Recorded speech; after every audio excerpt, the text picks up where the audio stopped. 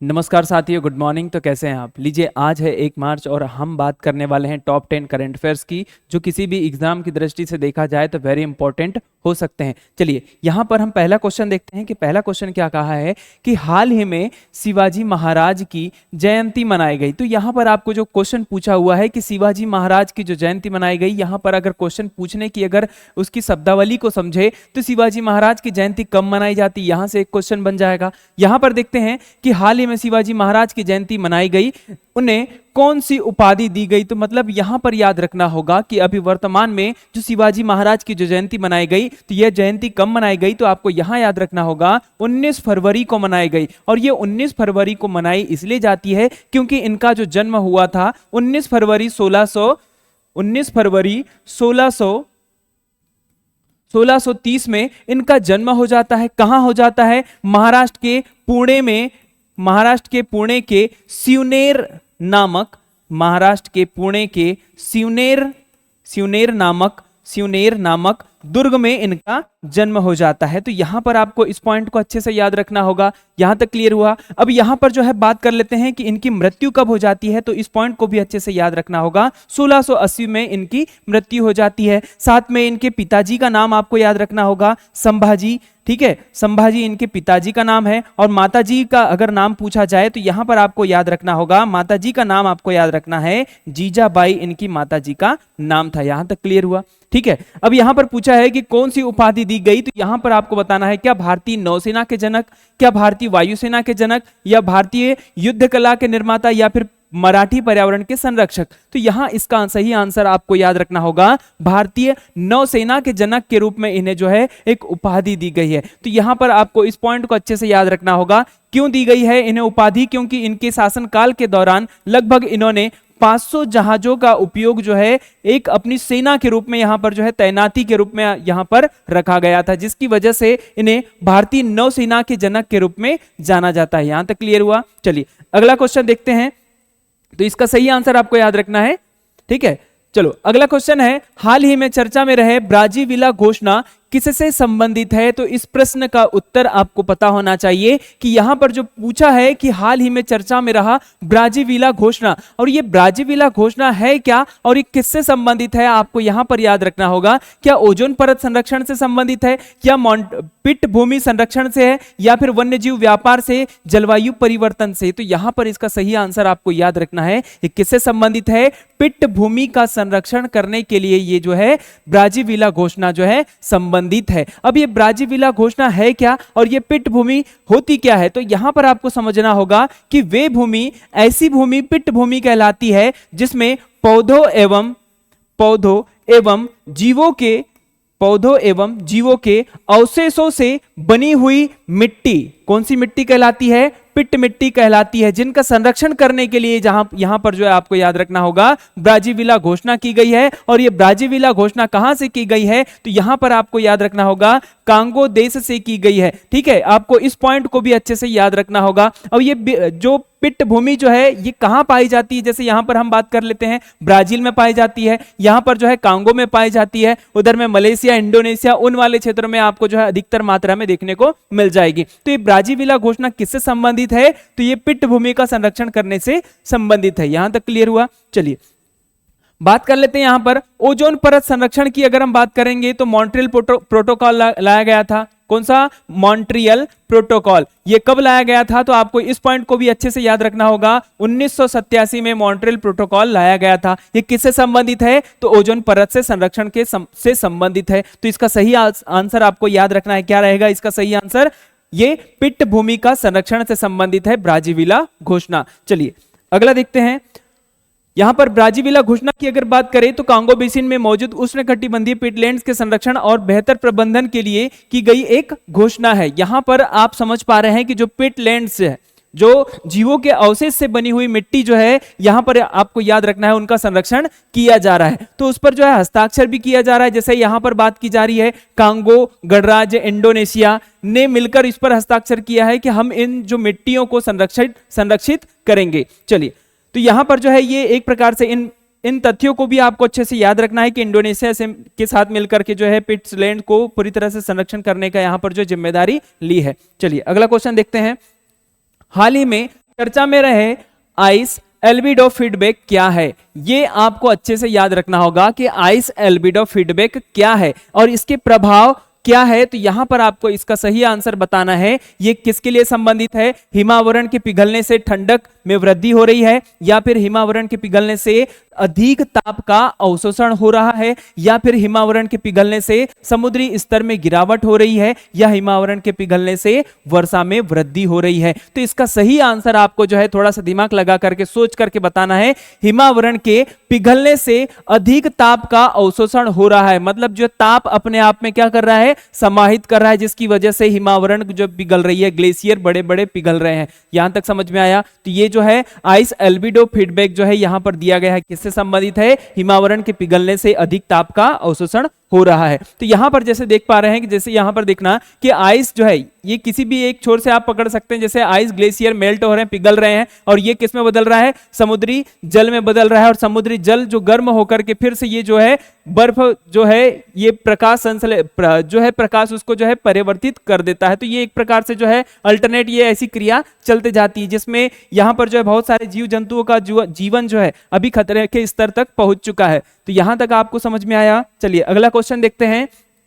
हाल ही में भारत के किस अंतर्राष्ट्रीय संगठन भारत को किस अंतर्राष्ट्रीय संगठन के उपाध्यक्ष पद के लिए चुना गया है? तो यहां पर आपको सही आंसर बताना है। वह अध्यक्ष पद जो है उपाध्यक्ष पद जो है किस संगठन की कर रहा है? क्या अंतर्राष्ट्रीय समुद्री संगठन आईएमओ जिसे कहा जाता है, अंतर्राष्ट्रीय जल सर्वेक्षण संगठन जिसे आईएचओ कहा जाता है, International Organisation of Aids to Marine Navigation IALA के नाम से जाना जाता है, साथ में विश्व मौसम विज्ञान संगठन जिसे WMO के नाम से भी जाना जाता है। तो इसका सही आंसर आपको बताना है कि हाल ही में भारत को किसका अंतर्राष्ट्रीय संगठन के उपाध्यक्ष के रूप में पद के लिए चुना गया है। तो यहां पर इसका सही आंसर हो जाएगा IALA। ये जो पूरी तरह से जो है समुद्री जो है एक नेविगेशन का कार्य करने के लिए जो है भारत को चुना गया है, जिसमें यहां पर आपको याद रखना है कि भारत जो इसका उपाध्यक्ष बन चुका है। जैसे अध्यक्ष की अगर बात की जाए तो इसका मुख्यालय आपको याद रखना होगा कि IALA का मुख्यालय कहां पर है? तो सबसे पहले आपको बताना है इसका मुख्यालय कहां मिल जाएगा? फ्रांस में मिल जाएगा। इसकी स्थापना की अगर बात की जाए तो इसकी स्थापना जो हो गई थी 1957 में। तो यहां पर इसका जो है मुख्यालय या फिर अध्यक्ष जो है कौन मिल जाएगा आपको? फ्रांस मिल जाएगा। यहां तक क्लियर हुआ? इसके हाल ही में जो बैठक हुई थी ये कहां पर हुई थी? सिंगापुर में बैठक हुई है 2025 में। तो यहां पर इस पॉइंट को भी अच्छे से याद रखना है। चलिए अगला क्वेश्चन देखते हैं। तो इसका सही आंसर क्या मिल गया? IALA।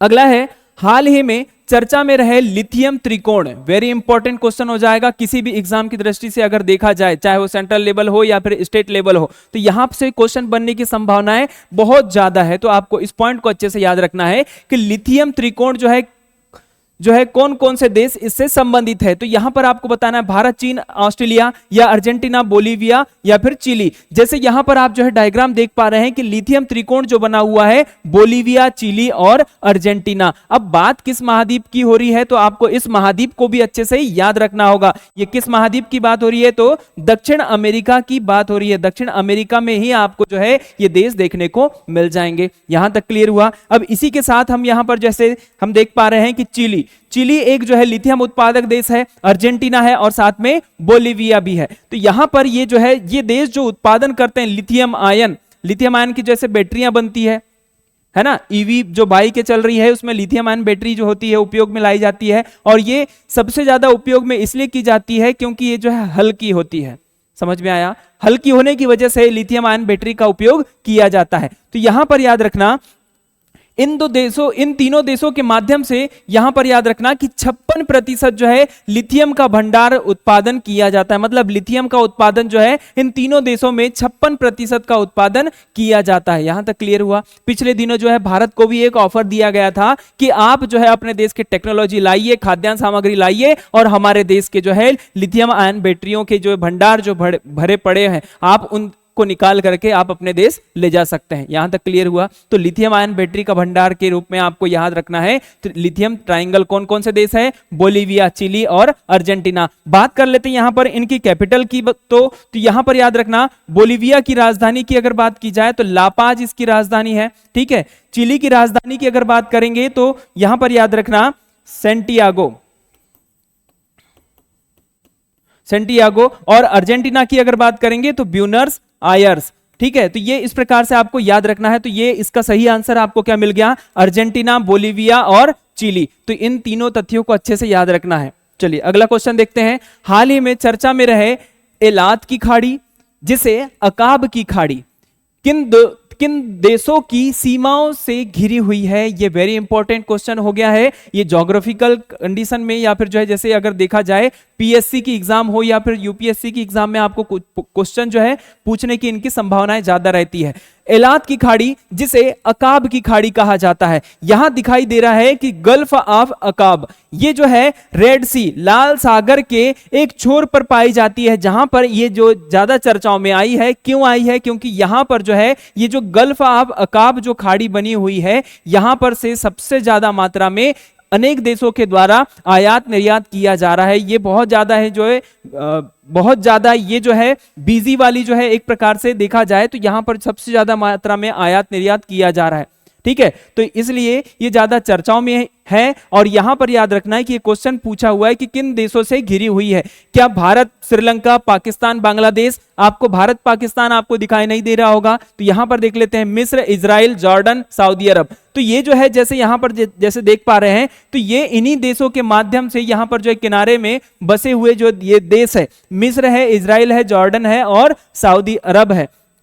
उन देशों के मध्य में ये कौन सी खाड़ी है? गल्फ ऑफ अकाब की खाड़ी है, जो ज्यादा चर्चाओं में आई है। तो इसका सही आंसर हमें ये मिल गया। चलिए अगला क्वेश्चन देखते हैं। हाल ही में चर्चा में रहे भारत में medical termination of pregnancy MTP act किस वर्ष लागू हुआ था? अब ये बात हो रही है मेडिकल टर्मिनेशन ऑफ प्रेगनेंसी की बात हो रही है, तो ये चर्चाओं में क्यों आया? और यहां पर क्वेश्चन क्या बना है कि ये जो है एक्ट कब लागू हुआ था? तो यहां पर आपको बताना है कि 1965, 71 या 85 या 99। तो इसका सही आंसर आपको याद रखना है कौन सा? 1971 में। और ये 1971 में एक्ट बन चुका था और 1972 से ये पूरे देश में लागू हो चुका था। तो यहां तक समझ में आया। इसमें अभी बदलाव किया गया है कि हाल ही में यहां पर याद रखना कि जो महिलाएं, जो प्रेग्नेंट महिलाएं होती है, अगर वे 20 सप्ताह तक, कितने? 20 सप्ताह तक अगर गर्भ जो है धारण करना चाहती है या नहीं करना चाहती है, अगर गर्भ धारण नहीं करना चाहती है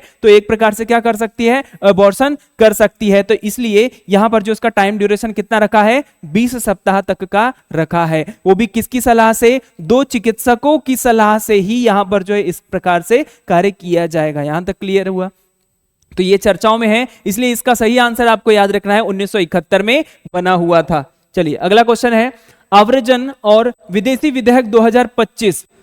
ठीक है, तो यहां पर इसका सही उद्देश्य क्या है पूछा है कि आव्रजन और विदेशी विधेयक द इमिग्रेशन एंड फॉरिजनर्स बिल 2025 का उद्देश्य क्या है? तो इसका सही आंसर आपको याद रखना है क्या? विदेशी नागरिकों के आगमन, पंजीकरण और निकास को नियंत्रित करना है। तो इसका सही आंसर आपको पहला ही वाला याद रखना है कि विदेशी नागरिकों के आगमन, पंजीकरण और निकास को नियंत्रित करना है। देखो अभी हाल ही में जो है अमेरिका ने अपनी जो है पॉलिसी अपनाई, जिसकी वजह से जो भी बिना नागरिकता लिए हुए जो लोग थे अपने देश में, तो उन लोगों को सभी के देश में पहुंचा दिया गया कि आप भैया आपके पास नागरिकता हमारे देश की नहीं है। ठीक है, तो आप जो है हमारे देश में नहीं रह सकते। तो यहां पर जो है जैसे भारत में बेड़ियां, पैर में बेड़ियां बांध करके लोगों को पहुंचाया गया। ठीक है, और इसी के साथ आपको याद रखना होगा कि अभी हाल ही में वहां के जो राष्ट्रपति है डोनाल्ड ट्रंप के द्वारा एक घोषणा की गई है कि आप भी अमेरिका की नागरिकता ले सकते हैं, लेकिन उसके लिए जो है टर्म्स एंड कंडीशन में ये रखा गया है कि लगभग 44 करोड़ या फिर 50 करोड़ रुपए उसकी लागत, मतलब जो है उसकी राशि रखी गई है कि आप 44 करोड़ रुपए में अमेरिका की नागरिकता ले सकते हैं। तो यहां तक क्लियर हुआ? तो इसका सही आंसर आपको याद रखना है। चलिए अगला क्वेश्चन देखते हैं। भारत सरकार द्वारा शुरू की गई mutual credit guarantee scheme for MSME योजना के तहत अधिकतम कितना ऋण प्रदान किया जाता है? तो आपको इस पॉइंट को भी अच्छे से याद रखना होगा। एमएसएमई की अगर बात करें, माइक्रो स्मॉल मीडियम एंटरप्राइजेस, जिसे एमएसएमई कहा जाता है, तो इसमें जो है ऋण कितने देने की बात की गई है? तो इसमें जो ऋण देने की बात की गई है 100 करोड़ रुपए देने की बात की गई है। यहां तक क्लियर हुआ? तो इसका सही आंसर आपको ये याद रखना है। चलिए अगला क्वेश्चन देखते हैं। पेराम्बिकुलम टाइगर रिजर्व हाल ही में पेराम्बिकुलम टाइगर रिजर्व में हाल ही में खोजी गई नई तितली प्रजातियां कौन सी है?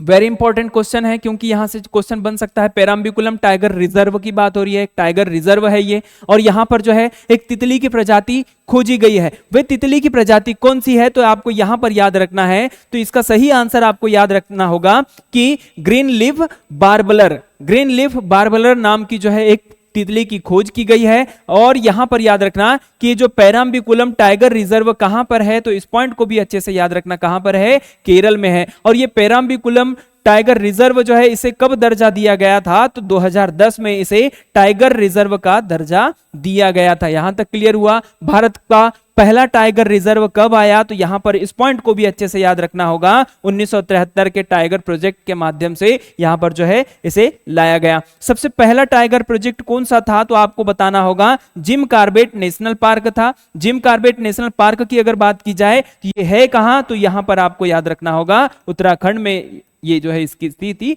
आपको मिल जाएगी। यहां तक क्लियर हुआ? चलिए, तो इसी प्रकार हमने टॉप 10 करंट अफेयर्स को देख लिया है, और ये टॉप 10 करंट अफेयर्स हमारे लिए बहुत उपयोगी होंगे। ठीक है, तो मिलते हैं।